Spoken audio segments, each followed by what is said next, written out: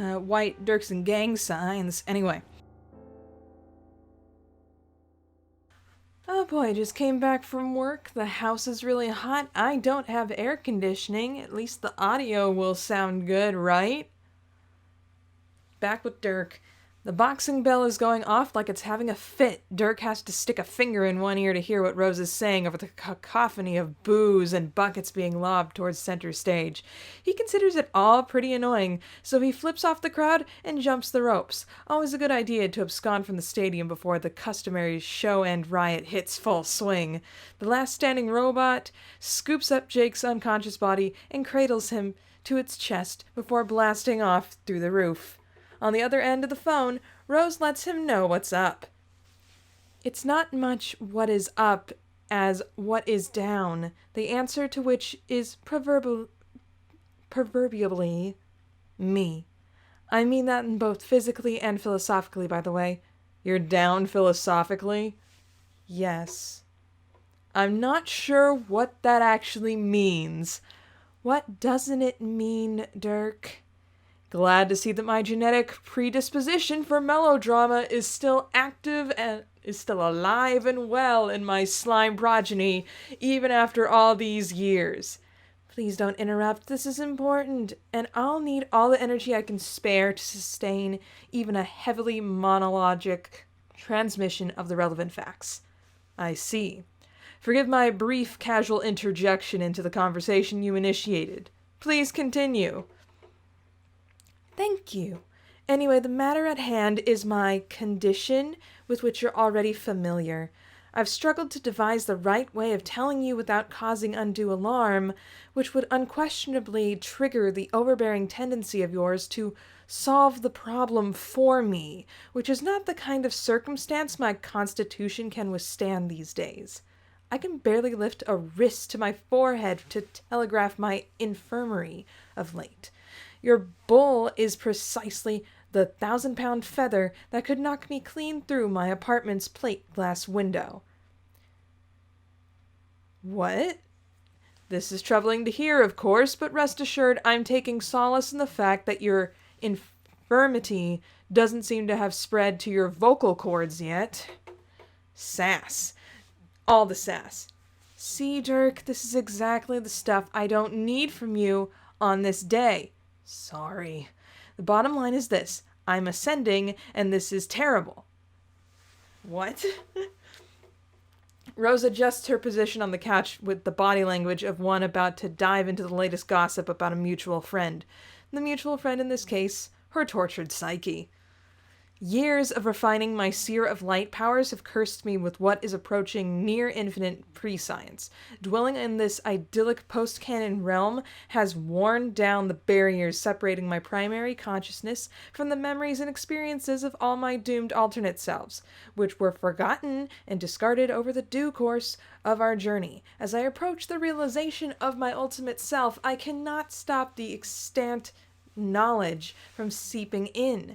I'm plagued by near constant visions from the less fortunate versions of myself, as well as a broadening view of the metatextual nature of our existence.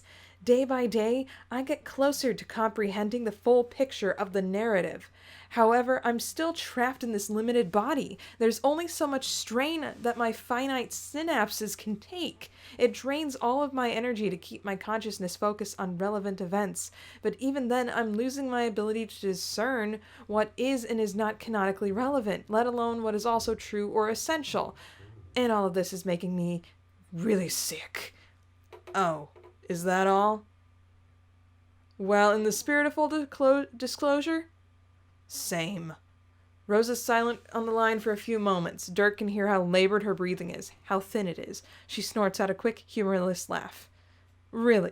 That's the hottest take you can manage? Of course not. They haven't built the vassal yet that... The vassal? They haven't built the vessel yet that can withstand the temperatures of atmospheric entry into one of my hotter takes, let alone the hottest. It wasn't a take. It was an empathetic admission towards my pitiable, similarly omniscience-stricken offspring. We are suffering from the same condition, Rose. She allows several rare She allows several rare conversational beats to pass in silence between them to process the admission. We are? Sure. Doesn't sound to me like you're suffering that much at all. Well, I'm not. I guess I'm used to the wrong phrase. No, I guess I used the wrong phrase. You're suffering from it. I'm adapting to it. I already have, really. When were you going to tell me this? When you were ready? So you have determined that I'm ready to receive this rather critical piece of information now. Of all times. What distinguishes the present from the other moments you could have mentioned it? Were you waiting for the effects of my condition to become so unendurable that I finally felt the need to explain what was happening to me in full? Were you, in essence, waiting for a cry for help? Wow. Well, when you put it that way, it makes me sound like kind of a jerk. But I guess it isn't far from the truth either. Unbelievable. Look, it's not something you can just spring on people that frivolously. Hey folks, just so you know, the boundaries of my awareness are coming apart, and now I know almost everything about everyone, everywhere. Also, the process should be tearing my body apart, but actually I'm handling it quite well. Thanks for your concern, though. Anyway, just thought I'd keep y'all abreast on my incomprehensible brain and all. Peace. Fine, you're a cagey guy. This isn't breaking news. I'm not angry at you, I'm just so confused. Why aren't you suffering the same effects as me? Well, there will be time to explain all this. Despite whatever appearance of callousness I've maintained in withholding this information from you, I actually do have your best interests in mind. I don't want to wear you out on this call. There's so much more to say, but it can wait. For now, I'll just mention that I've been alert to your problem for some time, and I've been devising a solution which should permanently remedy it without compromising the boon of your expanding consciousness. You have? What is it? Would love to tell you, but I've got some work to do. Why don't you stop by my studio later so we can hash this out in person? Right now, you should get some rest. Actually, I'm feeling oddly invigorated suddenly. I think I'm good for more exposition if you are. Can't say I'm surprised, but no. Have I caught you at a bad time? Nah, but there's an election coming up, and my work as a political operative is going to be absolutely essential for the fate of humanity. I see. Wheels within wheels, I assume. There are always wheels. Wheels are everywhere. Wheels. They aren't my wheels or yours. The wheels don't have owners or designers, but they do have caretakers. They won't keep turning on their own without someone to grease the mechanism. What a burden it must be to recognize oneself as the sole mechanist of reality itself. It's a curse, but somebody's got to do it. Save your strength. Come to my studio when you're feeling up to it. Goodbye. Dirk hangs up without waiting for a reply. He cracks his neck and tips down his shade so that he can appreciate the full brunt of the sunset, purple and orange, blending brilliantly on the horizon. She is right about him, he thinks. While his ecto-daughter views herself as having somewhat deft artistic hand that lends itself naturally to a gentle push-and-pull style of influence, Dirk knows his methods are mechanical, like those of an engineer. There is nothing adaptive or interpretive about his method. Every piece has a purpose, a slot, an interlocking mechanism that is functionally pointless without the whole. Dirk, satisfied with this moment of particular astute self-reflection, rocks back on his heels and launches himself into the sky. So, are we all voting for Jane now? Because Dirk seems to have the ability to read everyone's minds and motives, and he's totally cool with it. Just stating. Next. Oh boy, John chapter. Zap to final destination. Where the hell are we? I can't see. Shh. It's dark. Not like someone turned the lights out dark. More like someone destroyed the concept of light at its very source dark. It's a darkness that fills up your skull. Jake puts this more eloquently, as always. By golly, it's indeed dark as hell. Shush. Jade breaks off from the group. She moves through the air gracefully, ears twitching as she sniffs through space like a bloodhound. There, she exclaims, and points down, all the way down. Look down. All the way down beneath you, there is a light source, gray, focused, like a spotlight, except that it's folded over the curvature of space beneath it. At the center of it stands teenage Lord English, all decked out in his ostentatious god-tier jammies. Gamzee's there too, for some unfathomably stupid reason. There's a robot bunny chilling out on top of a chest, looking cool and kicking its cute little bunny legs back and forth. You hope that neither of these unexpected dramatists personae will play a role in the coming battle, because it wouldn't feel right wailing on either of them at this point. Lord English is holding something that looks like Little Cal? It's definitely Little Cal, and Lord English is definitely waltzing around with it in his little spotlight in the middle of nowhere, swinging the puppet around by both of its floppy arms. But rather he was waltzing around. He stopped the moment you looked at him. Behold your adversary. Doesn't even look like green text. It looks more teal on my screen. He looked at me, and I looked at him, and he looked at me, and I looked at him, and he's like, oh gosh, Caliborn voice. Oh, I don't know. It's been a while. Who the... It sounds like Carcat, dang it. Who the hell are you? Maybe I should do a Calliope voice. Wouldn't that be funny? Who the heck are you?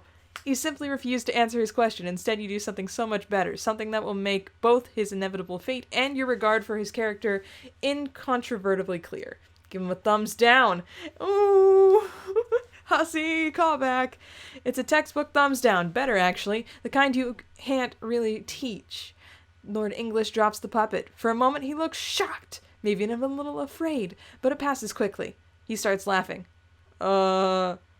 Never mind, I know who you are. It was foretold by the masterpiece I made when I was but a boy. What? Be quiet, I'll have you know that you just interrupted a groundbreaking interpretive art piece. This was the first of its kind, performed only once and made more valuable for its rareness. Wow. I said shut up. It's rude to talk through the overture. But don't worry, although you missed my very important dance demonstration, which was an unprecedented act of genius and not at all embarrassing, now you'll participate in something even more important. The young lord's face begins to distort. The unhinging of his jaw reverberates in empty space. He laughs through the remainder of his nefarious soliloquy, which he has now prepared in advance for this moment.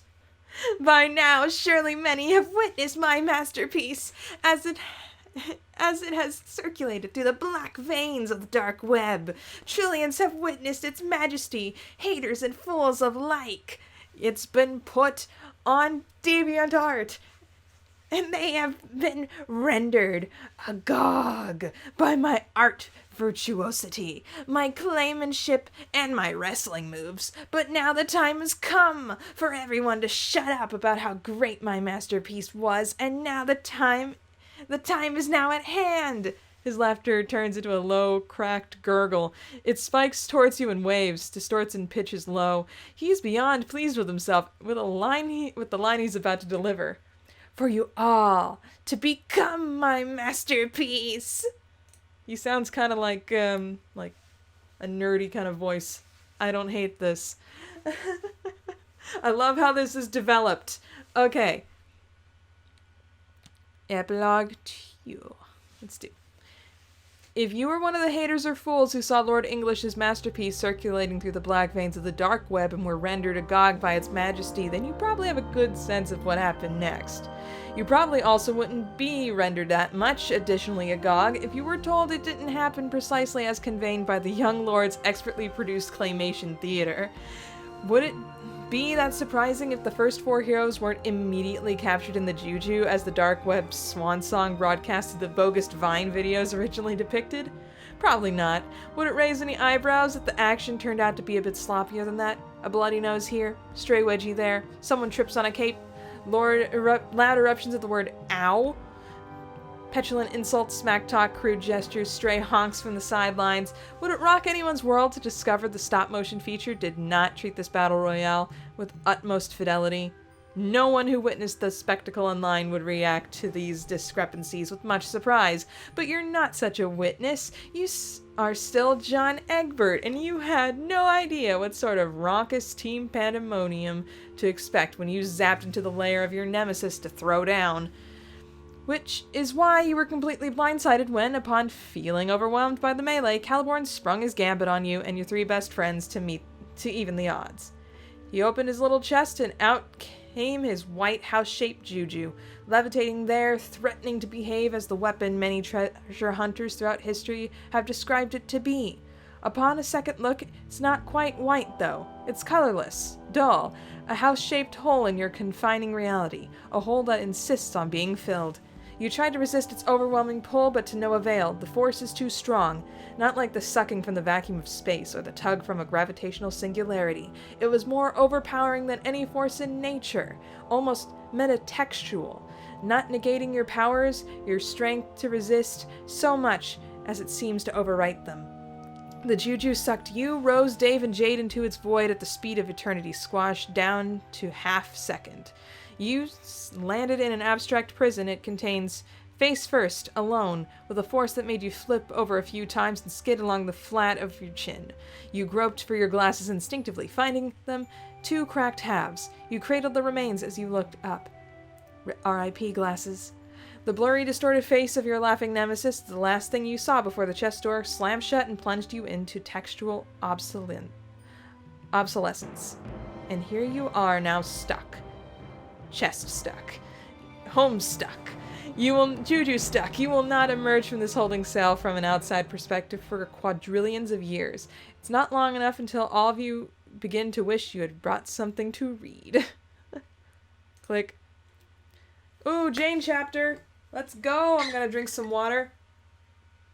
Jane Crocker sweeps into her office with grace befitting her station and slams the door shut behind her. The sun cuts through her Venetian blinds, painting butter-yellow strips of light all the way from one end of her impeccably tailored office to the other. It's a lovely day, like most days, so not terribly remarkable except for the horrid news that she just received at her customary morning press conference. Jane comes to a brisk stop alongside one of her floor-to-ceiling windows, which span a few two-thirds of her office, and brushes her hands over her hips to smooth the wrinkles out of her powder blue pencil skirt. Then she hems, haws, puffs at her cheeks, takes a deep breath before snatching a pillow off the nearest couch so she can scream into it.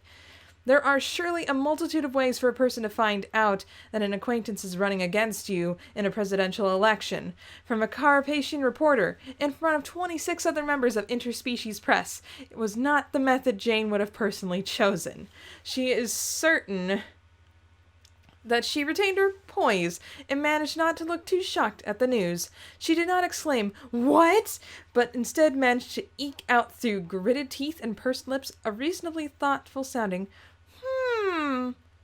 She cannot believe that Karkat would do this to her. This is no longer a political fiat, which the election surely would have been had she run uncontested by any other civilization-founding celebrities, but rather a battle between friends. What did Vantas think he was doing? No, it's not Vantas, Jane realized. This could not possibly have been Karkat's idea. Jane knows Karkat, not intimately or even casually, but well enough to have made a generalized assessment of his basic character over the years. He's not cut out for politics, neither intellectually nor in very important matter of social construction. Nor in the very important matter of social constitution. Certainly not when it comes to economic policy. In fact, Jane is pretty sure that Karkat Vantas would probably literally burst into flame if too many people happened to look at him at the same time, like a vampire walking out into the sun. Wait. Jane lowers the pillow from her face and stares at her brass and glass Art Deco ceiling. Was that vampire thing xenophobic against Kanaya? Or whatever it was Kanaya was supposed to be? No, of course not, she assures herself. With trolls, it was the other way around. Vampires were the only members of their species who didn't balk at the sunlight. Another reason Karkat would make a poor president, unless he ran as the night president? No, the idea is foolish. Besides, Best not give him any ideas. There can only be one president. I would like Knight President Karkat. That'd be great. Why can't we have a team of presidents? 2 clown presidents. Okay. I'm getting Welcome to Night Vale things. Old lady who lives in your house 2020. I don't know. No, surely this must have been Dave's idea. This kind of plot hatched from their little nest of mutually supportive, codependent interspecies, whatever it was they had going on there. Dave was certainly no Dirk Strider, no Rose Lalonde, no Roxy, but he had the same scheming gene buried deep down beneath his transparent onion layers of posturing and frankly rather outdated humor.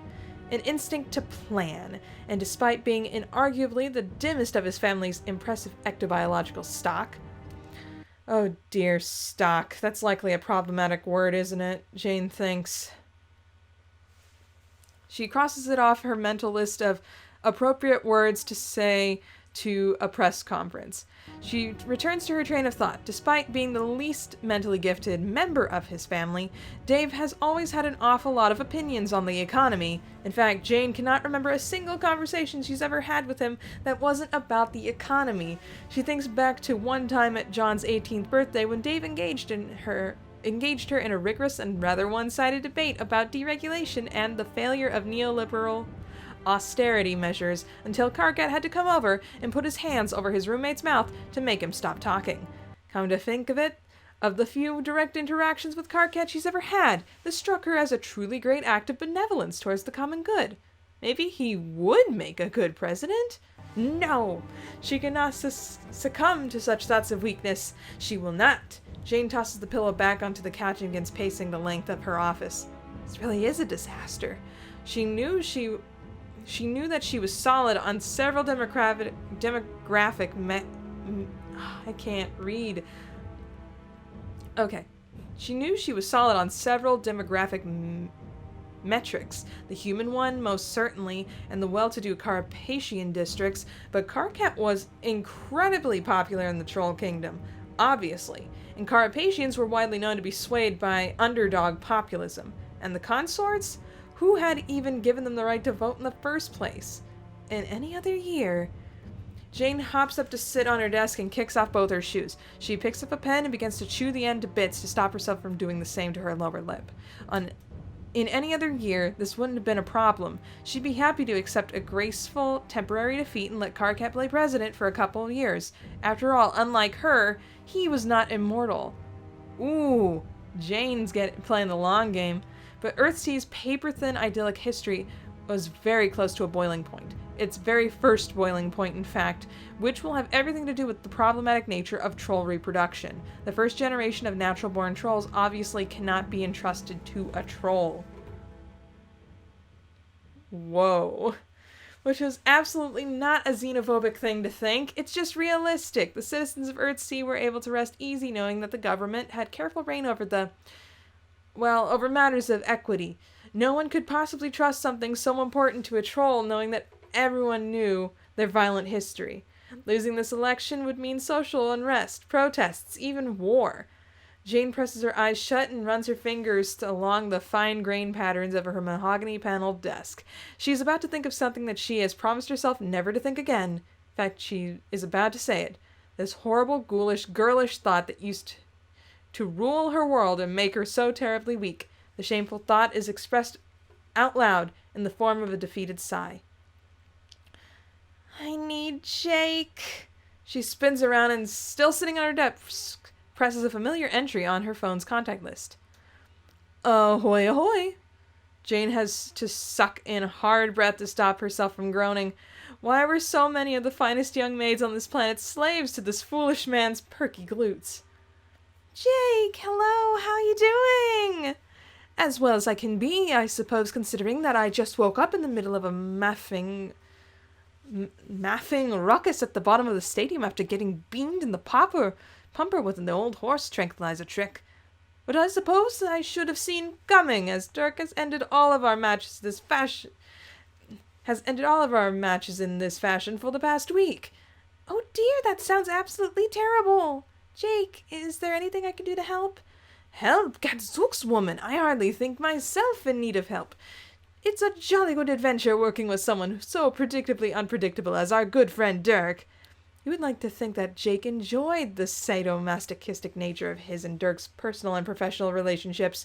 Judging from the last conversation about election strategy with Dirk, he seems to be perfectly aware of this feature of Jake's personality. Can't be too nice when courting his endorsement, Dirk would say. He doesn't respond to nice. Be that as it may, Jake, I still do worry about you an awful lot.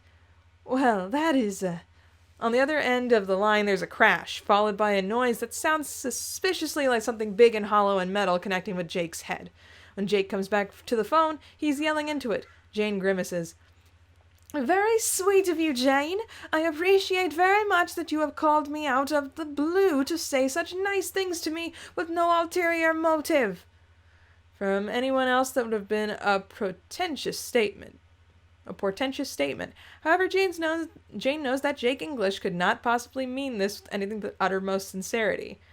Well, you know that because I must note that although I try to stay sporting about what comes at me, I can't say that I am chuffed about how much my correspondence lately has to do with the marketing of my image. It's beginning to feel like all people want from me is to stick my derriere on a signpost for their own profit. Oh, Jake, you're right. It must be so difficult for you more than the rest of us due to your, let's say, natural gifts. Huh? But you know that I have always wanted what's best for you, right? And I'm ready to give that to you. To give me what? The best, Jake. The very best. Jake is quiet a moment, and Jane can hear the rusty gears turning in his head. You should stop by to see me this evening. You mean my evening or yours? We're in different time zones right now, and I dare say that the sun just went down here. So if you wanted to have a soiree on my time, you've missed your chance. Jane feels her fake smile flexing so hard that it was beginning to hurt. Oh yes, she loved this man in basically every category you could possibly love a person, but sometimes talking to him is like trying to build a house of cards while riding a mechanical bull. Mine, of course. I'll have the best year of your favorite crocodile-made scotch flown in from the consort kingdom, and we'll have a little catch-up. Jake actually hates scotch and only drinks it for appearance's sake. But for this unbelievably pivotal moment in history of the planet that they created with their bare hands, Jane is willing to spend a few thousand boon bucks to watch her old friend pretend to sip in the same glass for a couple of hours while prattling on. And she's willing to do more than that, too. When's the last time we've done that? Just you and I. You know what? You're quite right. It's been a spell since we've met up without Dirk. An unforgivably long one at that. Whip me up a kipper, Jane. I'll be over properly. A kipper? She considers asking if he intended to request that she literally prepare a fish for his arrival, but of course Jake is already hung up. With a heavy and somewhat regretful sigh, Jane sets her phone down on the desk. Well, she thinks, that's that. Time to work your magic, Crocker. I see why my Jane Crocker video has gotten, so many spoilerific comments about Jane at this moment in time. How long have I been doing this? 30 minutes? I can go a little longer. Okay. Click. That's that. You think your glasses are broken forever and you totally messed up and underestimated young Lord English. Rose should have known better than to trust you with this alone. Trust this to you alone. Rose, your smart, amazing friend Rose. You can almost hear her voice now. Listen closer, idiot. Oh, wait, you do actually hear her voice, vibrating low and muted through the walls of your cell. You've only realized right now that your cell has walls, because it's awfully bright in here. It's so white that nothing in the cell is casting a shadow. Looking around, you realize there's no apparent source of all this bright light, making it hard to tell where the floor ends and the walls begin. John? John, are you there? Her voice muffled, coming from what you presume to be an adjacent room, similar to yours on the other side of the wall. Are we gonna have a jailbreak? Yeah, I'm here. Oh, thank goodness. Everyone's accounted for then. Are you okay? What? Are you okay? I think so. I can barely hear you, though. You hear a thud from Rose's corner, like someone slumping against the wall in relief. Well, that's what you're doing, at least. Eh? Yeah, I'm fine, but this is, kind of dorky to say out loud, but I don't feel time. It's not just me, right? You guys feel it too. Or don't? Yeah, I mean, there's obviously space inside this box, but I can't do anything. It's like I'm blind. The noise outside the juju grows. Something sharp and metallic splinters above and rains down on top of the chest. What did my future self say it was we had to do? She never really... What? I can't hear you. She never really told us what we had to do exactly, just what was going to happen in a really sort of loose sort of fashion. Does that mean we're stuck? The metallic noises rain down harder, drowning out Rose's attempt at being loud. Plink, plink, smash. Now I can't hear you. Try using less words. The length of the silence coming from Rose's corner communicates just how difficult a task that is for her. She said the juju would get loaded and unloaded. What? So I mean, it just got loaded, I think, with us.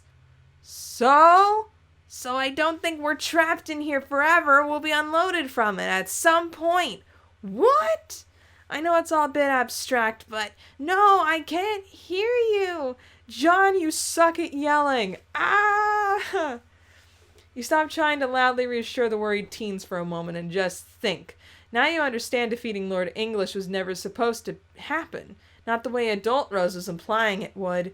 You surmise the other 4 teens remaining outside the juju were the ones meant to be tasked with his defeat, and judging from the cacophony still emanating from above the walls of this house and its confining chest, they're still taking the task seriously.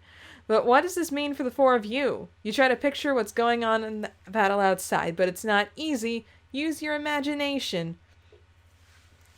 In your imagination, the battle is quite vivid and exciting. The coolness of the action in your mind's eye is belied by the actual sound effects booming all around you, which can only be described as vaguely stupid. There's a lot of hysterical screaming, which, if you're not mistaken, is coming exclusively from male combatants. There's a sudden swelling of energy that speaks to a vastness behind its power source. Almost as if an outrageous bubble of pure hope were enveloping the stage, is how you would describe it if you didn't mind sounding ridiculous. Then you hear it. It can't be. Horses? No, not simple horses of flesh and bone. The horses are metal, if we're to believe they're horses at all. Stop using your imagination. This isn't getting you anywhere, and clearly your silly imaginative whims aren't doing the slightest bit of justice to the actual awesome things taking place out there in the heat of battle. Frankly, your theorized skirmish lost the handle on any legitimacy it might have had the moment you started thinking about horses. You figure no one will ever truly know what's happening out there. You doubt anyone would even be able to handle how incredibly the raw, unfiltered account of this teen brawl actually was, so it's probably for the best. Meta. As you slip out of your fanciful conjecture, which may or may not have included a mechanical horse ambush, you hear Dave from one side of the rooms below you, raising his voice to speak to either of you or to someone else. You're not sure. You place your ear to the floor again. He's speaking to Jade. They're attempting to reminisce again, to the best of their ability to do so, while shouting through a wall. Once more, you ruefully reflect on these teen versions of your friends, and all the questions they must have for you, for each other. What would you even say to them? You would want to tell them about the happy outcomes, not that they might never get the chance to experience those things for themselves. Would you tell them of the sad outcomes, thus reinforcing their insecurities and suspicions that they may never truly be capable of living happy lives? You're not even sure how you could handle it if you were teen John. You'd have too many follow-up questions, which adult John is in no way prepared to answer. Would you tell them what's up with Roxy and Calliope again, having no real grasp for yourself what's up with them? Would you tell them Dave and Carcat live in a hive together watching TV all day, and Jade maybe kind of sort of lives there too, but nobody quite knows what's really going on with what? Would you tell them about Terezi? For some reason her name feels like nails in your heart. Makes sense, you guess, because there's a lot of sharp letters in it. She had sharp teeth too, and sharp elbows, sharp words. Terezi Pyrope was a sharp girl, and maybe what these sharp feelings are trying to tell you is that you miss her more than you realized. Black Rom!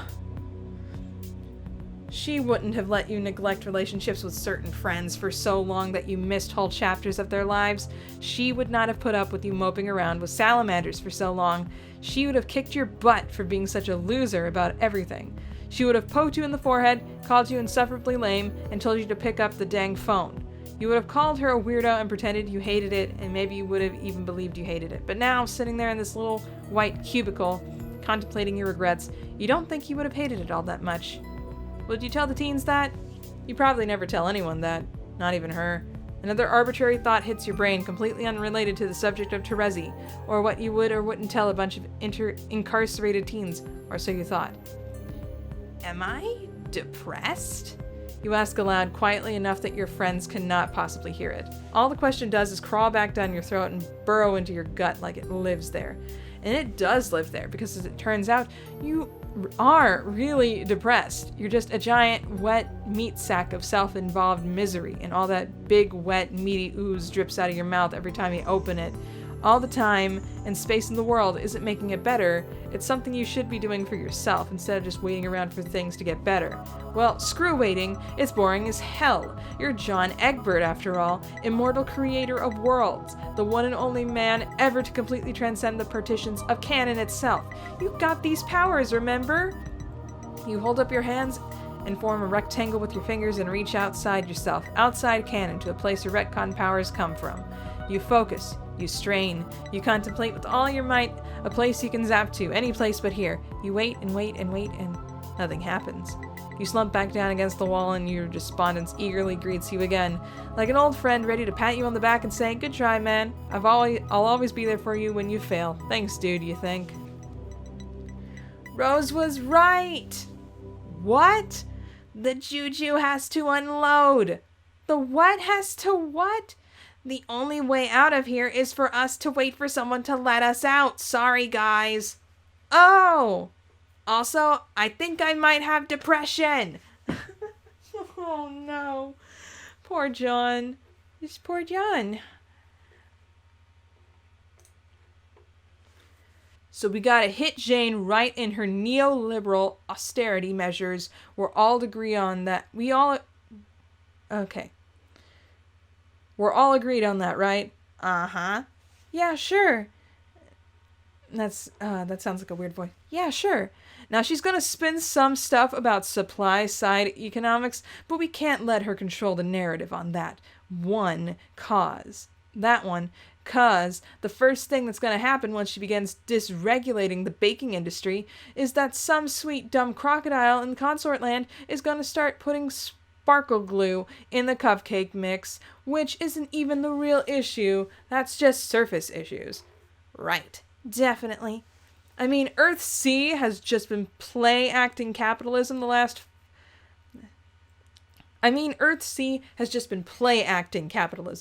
5,000 years, while we time-skipped ahead to live rad lives as gods without bothering with any of the boring stuff that goes into making a civilization. Which is fine. I mean, you can't really expect a bunch of teens who didn't finish middle school to set up a sustainable form of social democracy that isn't just blatantly ripped off wherever we incorrectly thought Obama, God rest his soul, was doing back in the day. But Jane's got this old school mentality. You just know she wants to restrict grist alchemy for the sake of growth. And when that goes down, it'll take 3 seconds flat for nobody in New Durstown to drop the Earthsea Communist Manifesto. At which point, we're in for a speed run of either our 20th century or her 21st century. We're gonna glitch under the map straight from Marx to clown dictatorship, which also isn't the real issue. Oh yeah, of course. Are you two even listening, or are you just making noises with your mouths? How dare you! I can't believe I'm being accused by Dave Strider, reigning emperor, of spewing endless verbal diarrhea directly into my innocent ear ducts every day of my life.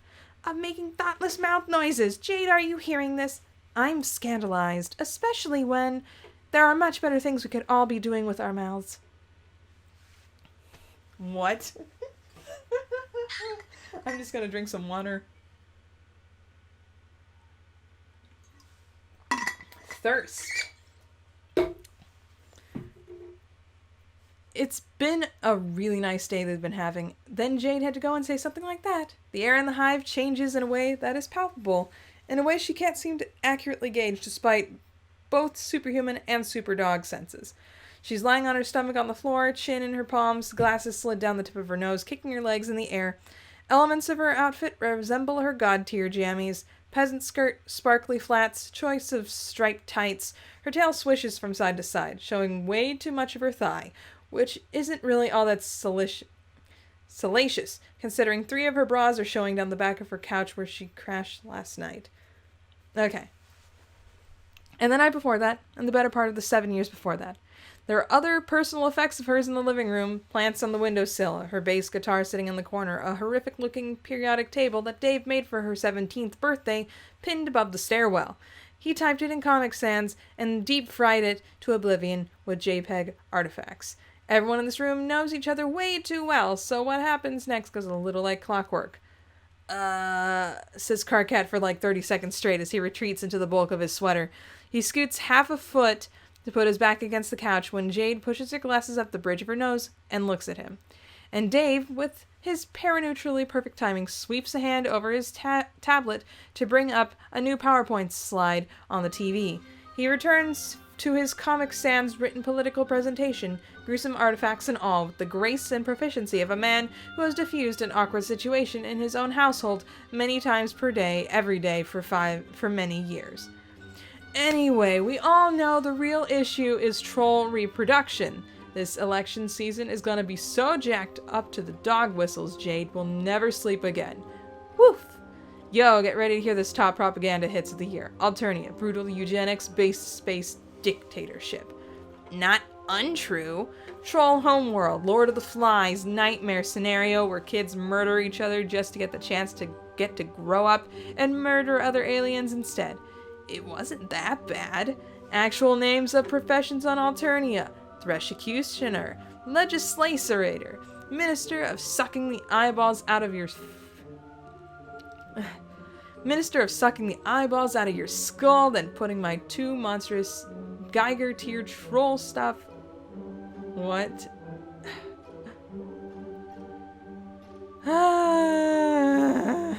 You made that last one up. Also, it was disgusting. Grow up. You utterly contemptible, potty mouth jerk. Also, you know trolls don't actually have 2 of them, Dave. That's an offensive stereotype. I know, that's the point. Keep up, guys. Okay, everyone with the Solix thought in their head, now it's gone. It's gone now. It's not canon. Ready for another one? Trolls literally eat babies. Only the defective ones. Like you, my dude. Yeah. So that's why our campaign can work. By the way, I'm gonna be giving a long form exam at the end of this to make sure you're I can't read. I've been reading all day. By the way, I'm going to be giving a long form exam at the end of this to make sure you're retaining info, because this is only like the most important thing we've ever done collectively. Aside from creating the universe, I mean. It's not like it isn't important, Dave. It's like the method you're using to communicate, it's kind of inefficient and boring. You mean words? I mean your words specifically. We already understand the issues at play. You don't have to explain it over and over to us again like we're 12, right, Karkat? Are you asking me whether I've heard this exact speech almost word for word, including rehearsed versions of both the colorful metaphors and jokes 10 or 20 times already? Because the answer would be, of course I freaking have. Karkat elbows Dave in the thigh, a movement that's obviously meant to be an action of pure brotherly jest, but instead it comes off as affectionate and overly intimate. Jade's clever eyes don't miss this. Her pupils follow the motion of Karkat's arm and follow the movement of Dave's mouth as he smiles in what he probably thinks is a total neutral expression that reveals exactly 0% of his true feelings towards Karkat Vantas. In reality, his veneer as thin and transparent as cellophane. He's the only person who can't see through it. Jade does some calculations in her head, 2 kinds of calculations in fact, mathematical ones and personal ones.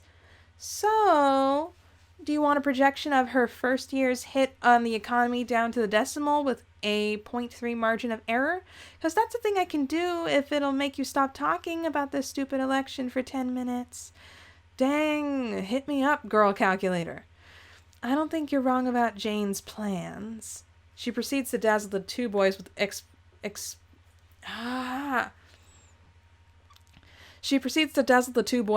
explications on complex math utilizing taxation rates, GPD figures, and some dang thing called a Laffer curve, which she easily could have invented to own them both. But truth is, she cares too deeply for these boys to fabricate silly-sounding economic models on the spot in order to make them seem foolish in front of the camera later. The thing about Jade Harley is that she's not as good at personal things as she is at other things, like science, or mastering frame motifs, or kissing, the last of which she's definitely put in a lot of levels into over the past few years because, well, what else are you supposed to do with immortal godhood once you hit the age where the dog hormones start kicking into overdrive? She rolls over and hitches up on her palms so that she can stare her two friends down. Her high prescription lenses make her eyes look anime huge. They might literally be glittering. She's so completely serious about the issues she's trying to stress. So now that that's all out of the way, it's time to get real, you two. That wasn't an invitation for you to make a pun about having all the time in the world, or whatever it was you were going to say. Oh, I'm about to lay some cold hard evidence, so pay attention. Oh, hang on. Let me get a pen. Evidence about our relationship. Crap!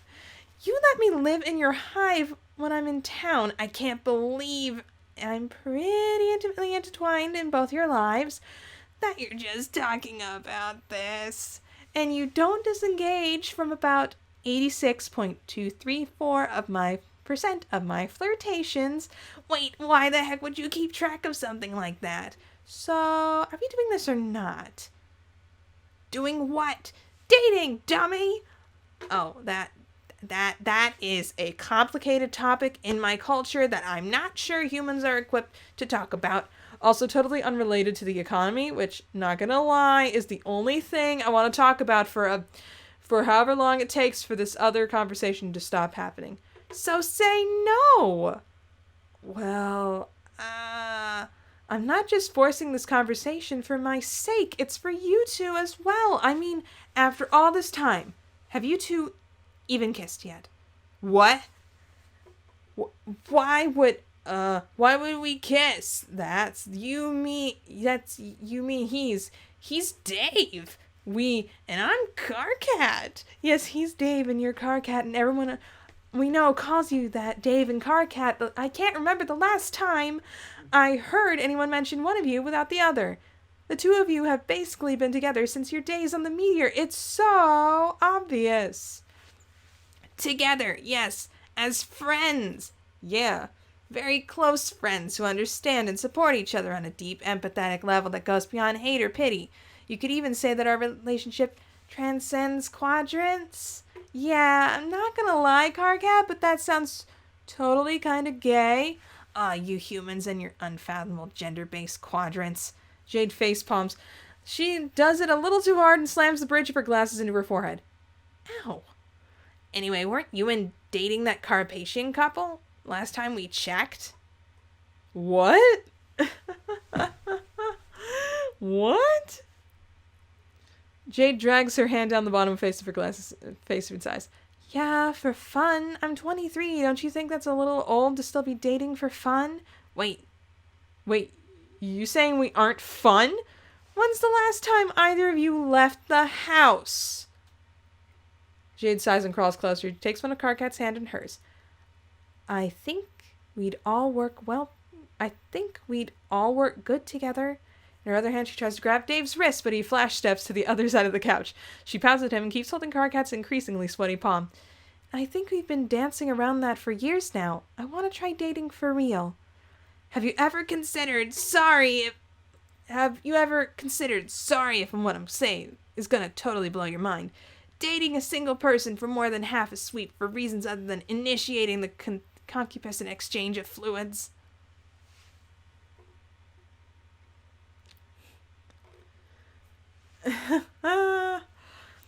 Jade's grip on Karkat's hand gets a little too tight, but her big-toothed smile remains flawlessly pleasant. This is a common sort of exchange between them, and could easily considered flirtation on several different metrics, especially considering the history between them and the sheer level of black flirtation that Karkat accidentally indulged in his insecure youth. He doesn't even pull his hand away. First of all, don't slut-shame me, jerk. Second of all, that's what I'm trying to do here. Third of all, Karkat, aren't you from a culture where people are expected to engage in romantic relationships with up to 5 people at a time? That's not the same thing at all. Oh yeah? Explain the fundamental oh no, I hate saying that word. It's always hard. Epistemological difference. What the hell? Okay, Jade, I think there's a flaw in your approach here, because you seem to think winning an argument on super clever logical grounds is gonna get a couple dudes to break down and fling themselves at you in a sexual way. Well, it usually does. Oh my gosh. This earns Dave a look. A long, sad one that has Jade messing with her glasses again so that she can peer right at him and apply some more of that faulty personal math to his facial expression. Dave. What? Is this about Obama? What? No, Dave, are you in love with Obama? Jeez, Jade, where do you get this from? Is it about Jesus then?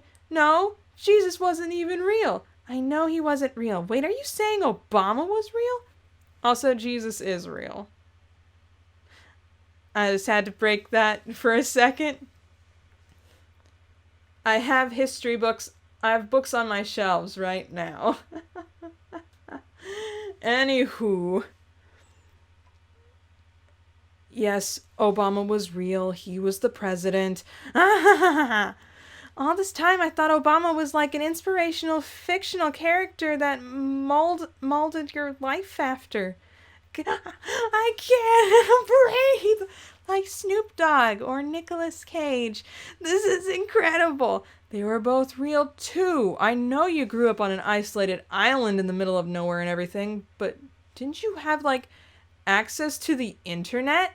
Wow, I'm sorry I wasted my whole childhood filling my head with pointless things like astrophysics and centenary numeral systems that allow me to do complex equations in my head.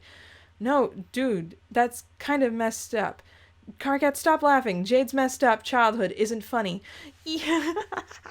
Yes, it is. Also, screw you for saying it's not funny. Why is this like some sort of tragedy how she's been raised? Because she was raised alone by an animal? I was raised alone by an animal. Screw off. Let me enjoy this.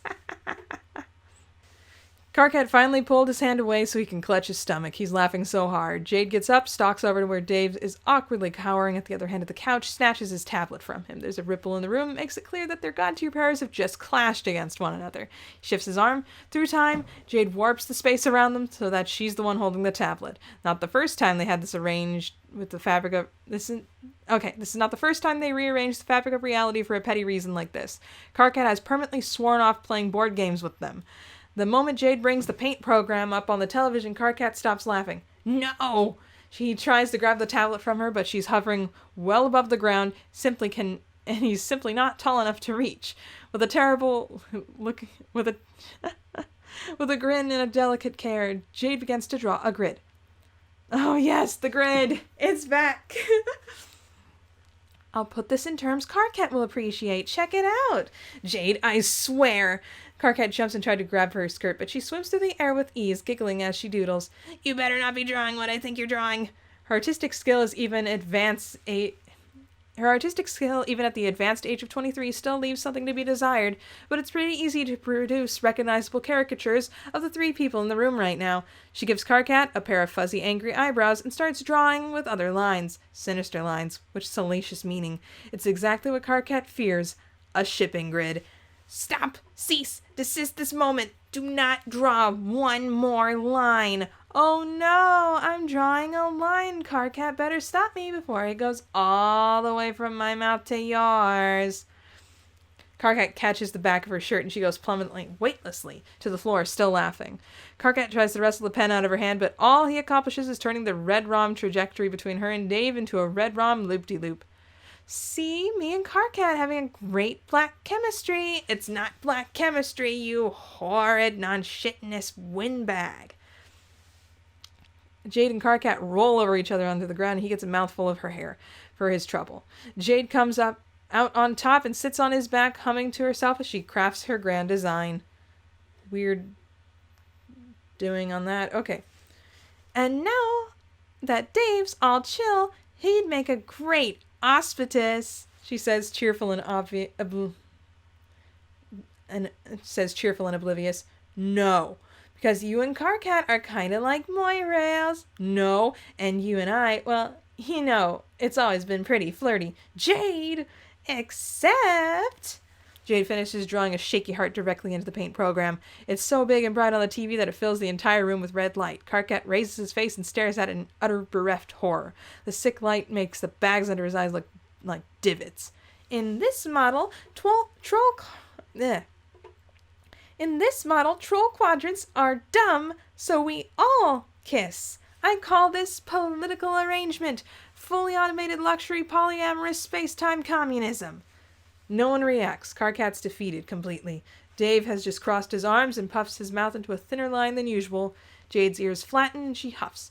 Sounds like a dog whimpering. Oh, come on. That was a good one. It's politically relevant in everything. Jade, I'm not going to laugh at you made up a ship name for this imaginary threesome that's not happening. Jade rolls her eyes and tosses both the tablet and pen over her shoulder. Dave flashes across the living room to catch this very expensive computing device in both arms. The pen bounces off his forehead. Jade dismounts from Karkat's poor, abused, terribly mortal spine and brushes down her skirt. Well, I've said what I wanted to say. It's up to you two what you want to do with it. I have to go talk with Roxy and Callie about the election anyway. Call me when you two figure it all out. Jade clicks her heels together to propel herself back into the air and actually winks at them before absconding through an open window. She has to push the thick curtains aside to do so. Karkat hisses when the light spills over his face. What Jade leaves in her wake is not quite the emotional scorched earth situation she was hoping for, but a few of her needles have definitely gotten under some skin. Dave and Karkat both stare after her, silently caught in their own private rationalization spirals. Karkat needs to verbalize part of his out loud. Wow, what a crazy and totally improbable conversation we just had with our best friend Jade. Yeah. What a good thing for us that she's totally delusional and has no idea what she's talking about, huh? For sure. Dave offers Karkat a hand up from the floor. When their palms connect, there's a moment where something could happen. A little spark of potential. It would be so easy for something to happen. Want to play some troll, Tony Hawk? Hell yeah. Okay, that's enough for now. Oh my gosh, I'm gonna go die in a corner now. That was intense. Peace. Oh. Hey there. Consider becoming a patron, just like the phenomenal Gerald Thomas and Bleed Red.